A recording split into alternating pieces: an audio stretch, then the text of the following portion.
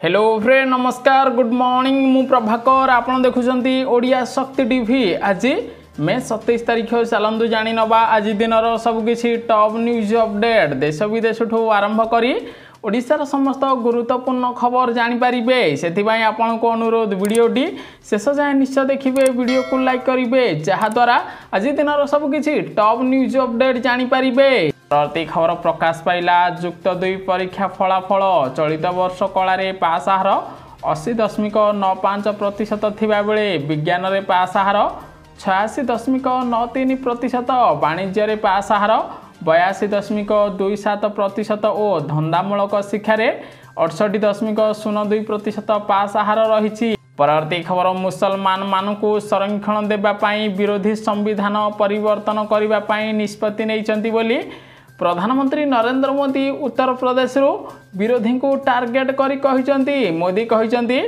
मुसलमान मानकु संरक्षण देबा पाई विरोधी माने संविधान रे परिवर्तन करबा पाई एबे चाहुचंती ताहा मु हेबाकू देबी नाही बोली मोदी कहिथिबार खबर मिलिछि। परवर्ती खबर प्रकाश पाइला 10म श्रेणी परीक्षा फल मे 29 तारिख रु आरंभ हबो रीचेकिंग पाई आवेदन। एहा जून 12 तारिख जाए चलिबो। एही समय भितरे छात्र छात्री माने रीचेकिंग पाई ऑनलाइन रे आवेदन करि परिबे। एहा सह सप्लीमेंटारी परीक्षा पाई मध्य रजिस्ट्रेशन समय घोषणा हो जाइछि। जून 10 तारिख रु ऑनलाइन रे छात्र छात्री माने सप्लीमेंटारी परीक्षा पाई रजिस्ट्रेशन करि परिबे बोली बोर्ड सभापति सूचना देथिबार खबर आसीछि। प्रति खबर वर्तमान देशर विभिन्न राज्य रे पन्नीपरिबा दर रे लागि चिनिया एबे पियाज दर वृद्धि पाइछि। ओडिशा ठु आरंभ करी देशर विभिन्न राज्य रे पियाज किलोग्राम प्रति प्राय एवं 50 रु 60 टंकार पहुँचलानी। आगामी दिन में पियाज मूल्य आउरी 10 रु 20 टंका महंगा हो पारे बोली खबर मिली। परवर्ती खबर इतिहास रचिला कोलकाता नाइट राइडर्स 8 विकेट रे हैदराबाद को हराई केकेआर हैला आईपीएल चैंपियन। प्रथम बैटिंग करी हैदराबाद दल 113 रन करथिला। 114 रन विजय लक्ष्य को नहीं पड़िया को लाइथिबा Kolkata Knight Riders 10 over 2 wicket हराई 114 रन करी तृतीय थर पाई टाइटल हासिल करिथिबार खबर मिली। परवर्ती खबर जून मास 23 तारिख दिन हबो ओडिशा न्यायिक सेवा ओजेएस 2023 रो प्रिलिमिनारी परीक्षा सकाळ 10 टारू 11:30 पर्यंत परीक्षा चलिबो बोली बोर्ड पक्षरु सूचना दिया एथिबार खबर मिली। परवर्ती खबर पुणी सुधुरिबो भारत मालदीव संपर्क कारण मालदीव सह मागणा व्यवसाय चुक्ति करबा पाई चाहुची भारत। एने मालदीव अर्थ विकास मंत्री मोहम्मद सईद सूचना देइचंती। एथिपाई दुई देश मध्य खूब शीघ्र चुक्ति स्वाक्षरित हबो बोली खबर मिली। परवर्ती खबर शेष रे बात्या रेमाल करिछि लैंडफॉल। पश्चिम बंग और बांग्लादेशर तटीय अंचल रे बात्या तांडव करिछि। बात्या प्रभाव रे विभिन्न स्थान रे ओडिशा रे प्रबल रु अति प्रबल वर्षा जारी रहिथिला। बालेश्वर रे सर्वाधिक वर्षा होइथिबा बेले भद्रक केन्द्रापड़ा बालेश्वर रे पवनर बेग काली 70 रु 60 किमी बहिथिबार खबर मिली। परवर्ती खबर ओडिशा रे जमीब प्रचार शेष पर्याय निर्वाचन पाई मोदी साहा राहुल ओडिशा आसिबे। सेबडे 28 तारिख रे केंद्र गृहमंत्री अमित शाह ओडिशा आसी चांदबाली रे जोरदार प्रचार प्रसार करिवे। सेहीपरि 29 तारिख रे प्रधानमंत्री नरेंद्र मोदी ओडिशा आसी जोरदार प्रचार प्रसार करिवे। 30 तारिख रे राहुल गांधी बालेश्वर आसी कांग्रेस कर्मी को संबोधित करिवे बोली खबर मिली। परवर्ती खबर दीर्घ दिन अपेक्षार घटिला अंत प्रकाश पाइला मैट्रिक रिजल्ट। मोट पास आहार 96.07% थिबा बेले छात्रों तुलन में भल कर छात्री। खोर्धा जिले में सर्वाधिक पास आहार 97.98% थिबा बेले नुआपड़ा जिले में सर्वनिम्न पास आहार 93.91% रहिथिबार खबर मिली। प्रति खबर तृतीय पर्याय निर्वाचन सुधा उभय लोकसभा और विधानसभा रे बीजेडी संख्या गरिष्ठता हासिल करिछि। वर्तमान सुधा दल 80 रु 85% विजय हासिल करिछि बोली बीजेडी नेता भिके पांड्यान बड़ बयान देथिबार खबर मिली। अन्यपटे ओडिशा रे सरकार गठन करिबो बीजेपी बोली बड़ दाबी करिथिबार खबर मिली। परवर्ती खबर सरिला बात्या वर्षा आज ओडिशा रे प्रबल ग्रीष्म प्रवाह। गोटिए पटे बात्या लैंडफॉल करिथिबा बेले अन्यपटे आज ओडिशावासी को तातीरू निस्तार मिलिब नाही। आज पश्चिम ओडिशा रे तापमात्रा 43 डिग्री पार करिबो। ता सहित ओडिशार सबु जिल्ला रे तापमात्रा 2 रु 3 डिग्री आज ठारू वृद्धि पाइबो बोली पाणीपाग केन्द्रରୁ आकलन करा जाइथिबार खबर मिलिछि। प्रति खबर कांग्रेस कर्मी को बढ़िला उत्साह।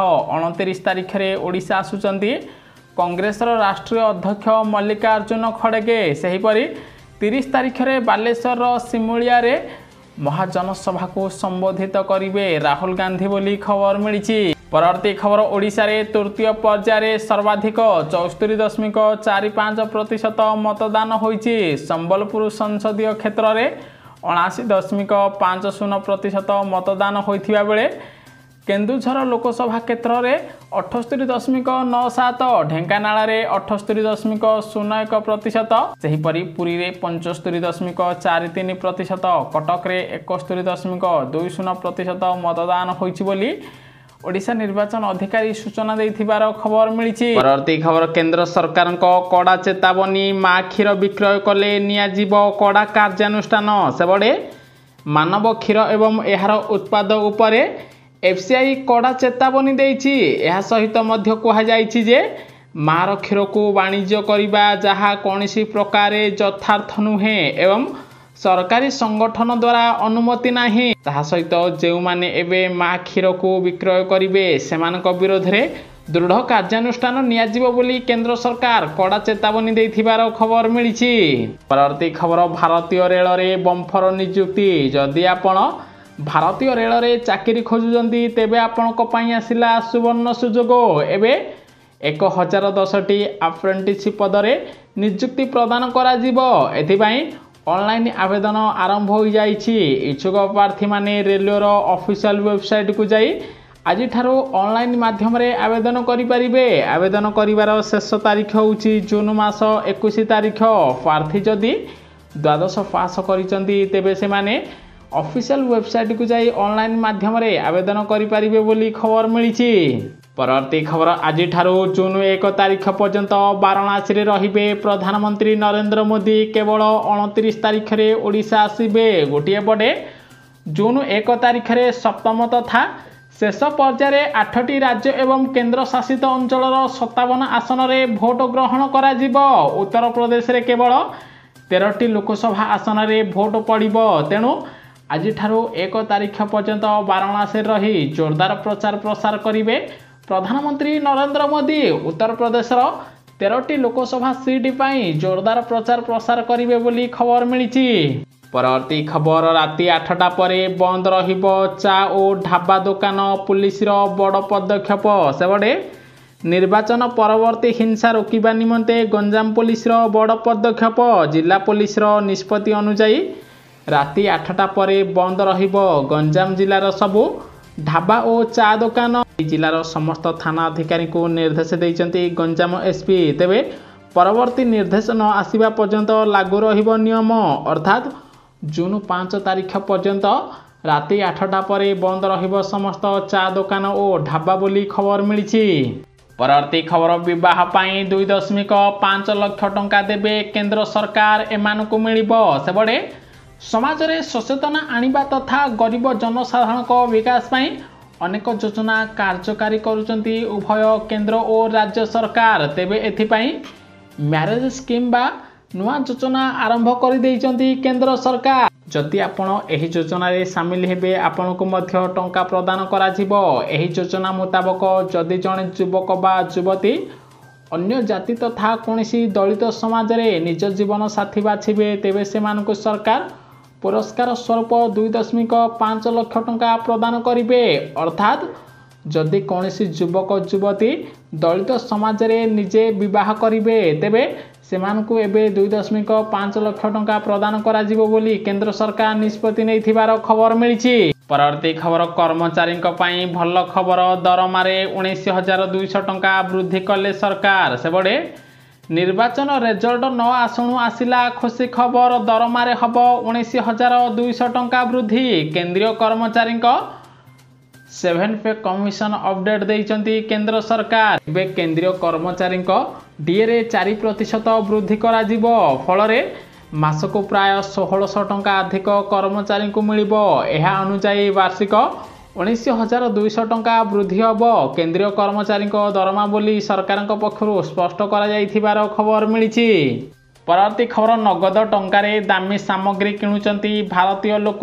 9% ଆଇଫୋନ ବିକ୍ରି ନଗଦ ଟଙ୍କାରେ ହେଉଛି। ଗୋଟିଏ ପଟେ ଦେଶରେ ଆଇଫୋନ କିଣିବା ପାଇଁ ଯୁବପିଢ଼ିଙ୍କ ମଧ୍ୟରେ ଉତ୍ସାହ ବଢ଼ି ଚାଲିଛି, ଅନ୍ୟପଟେ 9% ଲୋକ ଆଇଫୋନକୁ ନଗଦ ଟଙ୍କା ଦେଇ କିଣୁଛନ୍ତି। ଏପଟେ ଆମେରିକା ଓ ୟୁରୋପ ମହାଦେଶରେ 1% ଲୋକ ଆଇଫୋନକୁ ନଗଦ ଟଙ୍କାରେ କିଣୁଛନ୍ତି। ସବୁଠାରୁ ବଡ଼ କଥା ହେଉଛି ଦେଶର 20% ଲୋକ ନଗଦ ଟଙ୍କା ଦେଇ 4 ଚକିଆ ଗାଡ଼ି କିଣୁଛନ୍ତି, ଯେଉଁଠି ଅନ୍ୟ ଦେଶରେ ପାଖାପାଖି 2% ଲୋକ ନଗଦ ଟଙ୍କା ଦେଇ 4 ଚକିଆ ଗାଡ଼ି କିଣୁଥିବାର ଜଣାପଡ଼ିଛି। ପରବର୍ତ୍ତୀ ଖବର, ସାଇକେଲ କିଣିବା ପାଇଁ ଶ୍ରମିକମାନଙ୍କୁ 3,000 ଦେବେ ସରକାର, ଆସିଲା ଖୁସି ଖବର। ସେପଟେ ବିଭିନ୍ନ ସମୟରେ ଜନସାଧାରଣଙ୍କ ପାଇଁ ଅନେକ ଯୋଜନା କାର୍ଯ୍ୟକାରୀ କରୁଛନ୍ତି କେନ୍ଦ୍ର ସରକାର। ଏବେ କେନ୍ଦ୍ର ସରକାର ମାଗଣା ସାଇକେଲ ଯୋଜନା ଆରମ୍ଭ କରିଦେଇଛନ୍ତି। ଏହି ଯୋଜନାରେ ସରକାର ସାଇକେଲ କିମ୍ବା ସାଇକେଲ ବାବଦକୁ ଏବେ 3,000 ଟଙ୍କା ଯୋଗାଇ ଦେଉଛନ୍ତି। ଏହି ଯୋଜନାର ଲାଭ ଉଠାଇବା ପାଇଁ ଚାହୁଁଥିବା ବ୍ୟକ୍ତିମାନେ ଅନଲାଇନ୍ ମାଧ୍ୟମରେ ଫ୍ରି ସାଇକେଲ ସ୍କିମ୍ରେ ଆବେଦନ କରିପାରିବେ। କୋଟି କୋଟି ଶ୍ରମିକମାନଙ୍କୁ ଏବେ ବର୍ତ୍ତମାନ ମାଗଣା ସାଇକେଲ କିଣିବା ପାଇଁ 3,000 ଟଙ୍କା ପ୍ରଦାନ କରାଯିବ ବୋଲି କେନ୍ଦ୍ର ସରକାରଙ୍କ ପକ୍ଷରୁ ସୂଚନା ଦିଆଯାଇଛି। ଏହି ଟଙ୍କା ଶ୍ରମିକଙ୍କ ବ୍ୟାଙ୍କ ଖାତାକୁ ସିଧାସଳଖ ପ୍ରଦାନ କରାଯିବ। ସେଥିପାଇଁ ଏହି ଯୋଜନାରେ ସାମିଲ ହେବାକୁ ଥିବା ହିତାଧିକାରୀଙ୍କ ବୟସ ସୀମା 18 ବର୍ଷରୁ ଅଧିକ ହୋଇଥିବା ଦରକାର। ଏହାଛଡ଼ା ଆବେଦନକାରୀ ଶ୍ରମିକ ହୋଇଥିଲେ, ସେମାନଙ୍କର ଇ-ଶ୍ରମ କାର୍ଡ଼ ଥିଲେ, ସେମାନଙ୍କୁ ମାଗଣା ସାଇକେଲ ପାଇଁ 3,000 ପ୍ରଦାନ କରାଯିବ ବୋଲି ସରକାର ନିଷ୍ପତ୍ତି ନେଇଥିବାର ଖବର ମିଳିଛି। ପରବର୍ତ୍ତୀ ଖବର, ବଦଳିଲା ତାରିଖ, ଜୁଲାଇ 7ରେ ହେବ ନାହିଁ ଏଟିଓ ପ୍ରିଲିମିନାରୀ ପରୀକ୍ଷା। ନୂଆ ତାରିଖ ଘୋଷଣା କଲା ଓଏସ୍ଏସ୍ସି। ସେପଟେ ଓଡ଼ିଶା କର୍ମଚାରୀ ଚୟନ ଆୟୋଗ ଦ୍ୱାରା ପରିଚାଳିତ ହେଉଥିବା ଆସିଷ୍ଟାଣ୍ଟ ଟ୍ରେନିଂ ଅଫିସର ପଦର ପ୍ରିଲିମିନାରୀ ପରୀକ୍ଷାକୁ ଏବେ ଘୁଞ୍ଚାଇ ଦିଆଯାଇଛି। ପୂର୍ବରୁ ଜୁଲାଇ ମାସ 7 ତାରିଖରେ ପରୀକ୍ଷା ହେବାକୁ ଥିଲା, କିନ୍ତୁ ବର୍ତ୍ତମାନ ପରୀକ୍ଷାକୁ ଘୁଞ୍ଚାଇ ଦିଆଯାଇଛି। ଏବେ ଜୁଲାଇ 14 ତାରିଖ ଦିନ ପରୀକ୍ଷା ହେବ ବୋଲି ଓଏସ୍ଏସ୍ସି ପକ୍ଷରୁ ନିଷ୍ପତ୍ତି ନିଆଯାଇଥିବାର ଖବର ମିଳିଛି। ପରବର୍ତ୍ତୀ ଖବର, ଦେଶରେ ମହଙ୍ଗା ହୋଇପାରେ ବିଜୁଳି ଦର, କାରଣ ଦେଶର ବିଭିନ୍ନ ଭାଗରେ ଏବେ ପ୍ରବଳ ତାତି ଦେଖାଦେଇଛି। ଏଥିପାଇଁ ଲୋକମାନେ ଅଧିକ ମାତ୍ରାରେ ଏସି ଓ ଅନ୍ୟାନ୍ୟ କୁଲିଂ ସାମଗ୍ରୀ ବ୍ୟବହାର କରୁଛନ୍ତି। ଏଥିଯୋଗୁଁ ଚଳିତ ଗ୍ରୀଷ୍ମ ଋତୁରେ ଶୀର୍ଷ ବିଜୁଳି ଚାହିଦା ଦିନକୁ 239.96 ଗିଗାୱାଟ ଛୁଇଁଛି। ତେଣୁ ଦେଶରେ ଏବେ ବିଜୁଳି ଦର ମହଙ୍ଗା ହୋଇପାରେ ବୋଲି ଖବର ମିଳିଛି। ପରବର୍ତ୍ତୀ ଖବର, ନିର୍ବାଚନ ଭିତରେ ସରକାର ନେଲେ ବଡ଼ ପଦକ୍ଷେପ, ବଢ଼ିଲା ସେନା ମୁଖ୍ୟଙ୍କ କାର୍ଯ୍ୟକାରୀ ଅବଧି। ସେପଟେ ଭାରତୀୟ ସେନା ମୁଖ୍ୟ ଜେନେରାଲ ମନୋଜ ପାଣ୍ଡେଙ୍କ କାର୍ଯ୍ୟକାଳ ବୃଦ୍ଧି କରାଯାଇଛି। ଜେନେରାଲ ମନୋଜ ପାଣ୍ଡେ ଆସନ୍ତା ମେ 31 ତାରିଖରେ ଅବସର ନେଇଥାଏ, କିନ୍ତୁ ଏବେ କେନ୍ଦ୍ର ସରକାର ତାଙ୍କର ଅବସର କାର୍ଯ୍ୟକାଳକୁ 1 ମାସ ବୃଦ୍ଧି କରିଥିବାର ଖବର ମିଳିଛି। ପରବର୍ତ୍ତୀ ଖବର, କୋର୍ଟଙ୍କ ଗୁରୁତ୍ୱପୂର୍ଣ୍ଣ ରାୟ, ରାସ୍ତା କଡ଼ରୁ କଟାଯାଇ ପାରିବ ନାହିଁ ଗଛ, ସରକାରଙ୍କୁ ଲାଗିଲା ବଡ଼ ଝଟକା। ସେପଟେ କେବଳ ବ୍ୟବସାୟିକ କାର୍ଯ୍ୟକଳାପରେ ବାଧା ସୃଷ୍ଟି କରୁଥିବାରୁ ରାସ୍ତା କଡ଼ରେ କୌଣସି ଗଛ କଟାଯାଇ ପାରିବ ନାହିଁ ବୋଲି ହାଇକୋର୍ଟ ସରକାରଙ୍କୁ ନିର୍ଦ୍ଦେଶ ଦେଇଛନ୍ତି। ଅଦାଲତ କହିଛନ୍ତି ଯେ ଗଛଗୁଡ଼ିକ କ୍ଷତିଗ୍ରସ୍ତ ଅବସ୍ଥାରେ ଥିଲେ ହିଁ କଟାଯାଇ ପାରିବ ଏବଂ ଯଦି ଲୋକଙ୍କ ସୁରକ୍ଷା ପ୍ରତି ବିପଦ ଥିବ ତେବେ ଏହା କଟାଯାଇ ପାରିବ, କିନ୍ତୁ କୌଣସି ବ୍ୟବସାୟିକ କାର୍ଯ୍ୟକଳାପ ପାଇଁ ରୋଡ୍ ସାଇଡ୍ ଥିବା ଗଛକୁ କଟାଯାଇ ପାରିବ ନାହିଁ ବୋଲି ସରକାରଙ୍କୁ ନିର୍ଦ୍ଦେଶ ଦେଇଛନ୍ତି କୋର୍ଟ ବୋଲି ଖବର ମିଳିଛି। ପରବର୍ତ୍ତୀ ଖବର, ପ୍ରଧାନମନ୍ତ୍ରୀ ନରେନ୍ଦ୍ର ମୋଦି ଏକମାତ୍ର ବ୍ୟକ୍ତି ଯାହାଙ୍କର ସିଧାସଳଖ ପରମାତ୍ମାଙ୍କ ସହ ଯୋଗାଯୋଗ ରହିଛି ବୋଲି ରାହୁଲ ଗାନ୍ଧୀ ଟାର୍ଗେଟ କରି କହିଲେ। କାରଣ କିଛି ଦିନ ତଳେ ମୋଦି କହିଥିଲେ ଯେ ଡାଇରେକ୍ଟ ତାଙ୍କର ପରମାତ୍ମାଙ୍କ ସହ ଯୋଗାଯୋଗ ରହିଛି। ଦେଶର 130 କୋଟି ଲୋକଙ୍କ ପାଖରେ ଯୋଗାଯୋଗ ନାହିଁ, କିନ୍ତୁ ମୋଦିଙ୍କର ରହିଛି ବୋଲି ରାହୁଲ ଗାନ୍ଧୀ ତାଙ୍କୁ ଟାର୍ଗେଟ କରି କହିଥିବାର ଖବର ମିଳିଛି। ପରବର୍ତ୍ତୀ ଖବର, ଏଲ୍ଇଡି ଯୁଗରେ ବିହାରରେ ଏକ ଲଣ୍ଠନ ଅଛି ବୋଲି ପ୍ରଧାନମନ୍ତ୍ରୀ ନରେନ୍ଦ୍ର ମୋଦି ବିରୋଧୀଙ୍କୁ ଟାର୍ଗେଟ କରି କହିଛନ୍ତି। ସେ କହିଛନ୍ତି ଏଲ୍ଇଡି ଯୁଗରେ ବିହାରରେ ମଧ୍ୟ ଗୋଟିଏ ଲଣ୍ଠନ ଅଛି, ଯାହା କେବଳ ଗୋଟିଏ ଘରକୁ ଆଲୋକିତ କରୁଥିବା ଏକ ଲଣ୍ଠନ। ଏହି ଲଣ୍ଠନ ବିହାରରେ ଅନ୍ଧାକାର ବିସ୍ତାର କରିଛି। ଏହି ନିର୍ବାଚନ ହେଉଛି ଦେଶର ପ୍ରଧାନମନ୍ତ୍ରୀ ବାଛିବା, ତେଣୁ बीजेपी को भोट देबा पाई प्रधानमंत्री नरेंद्र मोदी कहिथिबार खबर मिली। परवर्ती खबर मैट्रिक रिजल्ट 2644 स्कूल रे 100% रिजल्ट होईची। खोर्धारे पास हार सर्वाधिक थिबा बेले नुआपड़ारे सर्वनिम्न रही। आपणक जिले में केते रही पास हार जानी नियंतु। गोटे पटे ओडिशा रे प्रकाश पाई दशम परीक्षा फल। एथर मोट 96.07% रही पास हार। खोर्धा जिले में सर्वाधिक पास हार 97.98% रही बेले नुआपड़ा जिले में सर्वनिम्न पास हार 93.91% रही। सेहीपरि गंजाम रे पास हार 97.06% रही बेले कटक रे पास हार 97.58% रही। बलांगीर रे 94.39%, नवरंगपुर रे 94.88%। ताहा सहित देवगढ़ रे 96.71% पास हार रही खबर मिली। चलित वर्ष मैट्रिक माध्यम पास हार 98.12% रही। एथिरे मोट 3191 जन छात्र छात्री पास कर खबर मिली।